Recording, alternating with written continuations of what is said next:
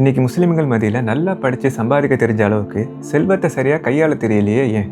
நான் திரும்பவும் ஞாபகப்படுத்த விரும்புகிறேன். நம்ம ஹலாலாக நல்லா சம்பாதிச்சா மட்டும் பத்தாது, சம்பாதிச்சதை சரியாக மேனேஜ் பண்ண தெரியணும். அப்போ தான் அதில் பறக்கத்து இருக்கும்.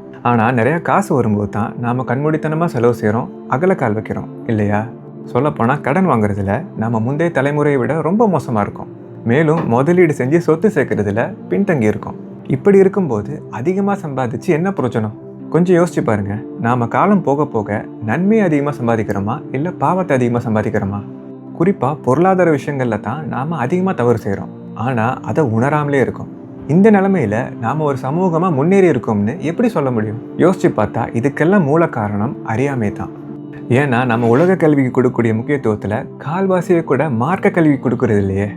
எப்படி சரியாக வாழணுங்கிறத கற்றுக்காம உலக விஷயங்களை மட்டும் கற்றுக்கிட்டா அது மேலும் பாவத்துக்கு தானே வழிவகுக்கும். நல்லா கேட்டுங்க, இஸ்லாம் உலக கல்வி மார்க்க கல்வின்னு ரெண்டாக பிரிக்கவே இல்லை. சொல்லப்போனால் இந்த கல்வி பிரிவினை பிரிட்டிஷ் காலனித்துவத்தில் புகழ்த்தப்பட்ட ஒரு விஷயம். இஸ்லாத்தை பொறுத்த வரைக்கும் ஆன்மீகம், ஒழுக்கம், வாழ்வியல் இது எல்லாம் கலந்தது தான் கல்வி. இன்னைக்கு நீங்கள் பெற்ற கல்வியும் உங்கள் பிள்ளைகளுக்கு கொடுக்கக்கூடிய கல்வியும் இப்படி இருக்கான்னு பாருங்கள். நபிகள் நாயகம் ஸல்லல்லாஹு அலைஹி வஸல்லம் சொன்னாங்க, ஒரு சாலிகான மனிதருடைய கையில் இருக்கக்கூடிய செல்வம் சிறந்ததுன்னு. அப்படி பார்த்தா ஒரு தப்பான மனிதருடைய கையில் இருக்கக்கூடிய செல்வம் மோசமானது இல்லையா? ஸோ நம்ம பிள்ளைகளை செல்வந்தர்களாக்கணும் நினைக்கிறதுக்கு முன்னாடி சாலிகான மனிதர்களாக்கணும் நினைங்க. ஏன்னா அதுதான் ரொம்ப கஷ்டம். நீங்கள் திறமையானவர்களுக்கும் புத்திசாலிகளுக்கும் பஞ்சமே இல்லை, நேர்மையானவர்களுக்கும் ஒழுக்கமானவர்களுக்கும் தான் பஞ்சமே.